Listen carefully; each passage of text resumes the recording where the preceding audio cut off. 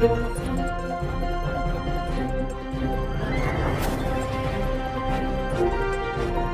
જોઈ રહ્યા છો પ્રજાના પ્રશ્નોને વાચા આપતું મિસ્ટર ગુજરાત ન્યૂઝ। નમસ્કાર।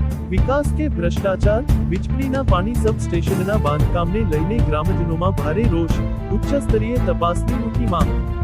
સાવરકુંડલા તાલુકાના વીજળી ગામે નવાગામ રોડ પાસે ગુજરાત પાણી પુરવઠા અને ગટર વ્યવસ્થા બોર્ડ દ્વારા નિર્માણાધીન પાણી સબ સ્ટેશનની કામગીરી હાલ ભારે વિવાદમાં આવી છે।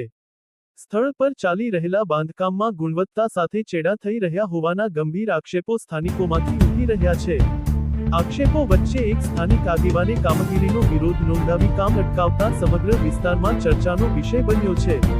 સ્થાનિકોના જણાવ્યા મુજબ બાંધકામમાં નક્કી કરેલા ધોરણોનું પાલન થતું નથી અને જ્યાં ગુણવત્તાયુક્ત સામગ્રીનો ઉપયોગ થવો જોઈએ ત્યાં નીચી ગુણવત્તાનું મટીરીયલ વપરાતું હોવાના આક્ષેપો થઈ રહ્યા છે।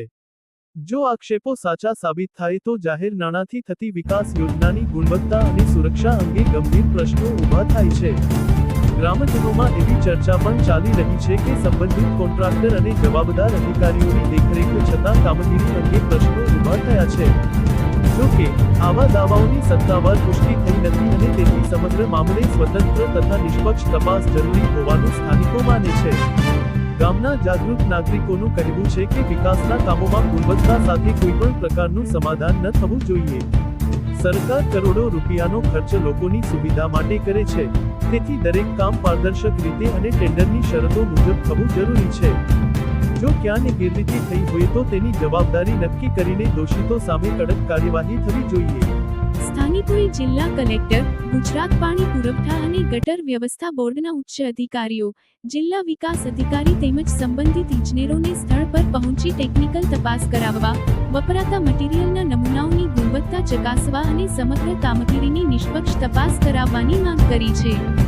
હવે સમગ્ર વિસ્તારની નજર જિલ્લા અને તાલુકા વહીવટી તંત્ર પર છે। શું જવાબદાર અધિકારીઓ સ્થળ તપાસ કરીને સત્ય બહાર લાવશે? શું જો ગેરરીતિ સાબિત થાય તો જવાબદારો સામે કડક કાર્યવાહી થશે કે પછી આ મામલો પણ માત્ર ચર્ચાઓ પૂરતો જ સીમિત રહી જશે?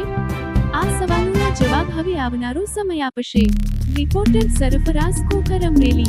સત્યતાની સાથે સ્પષ્ટ વાત।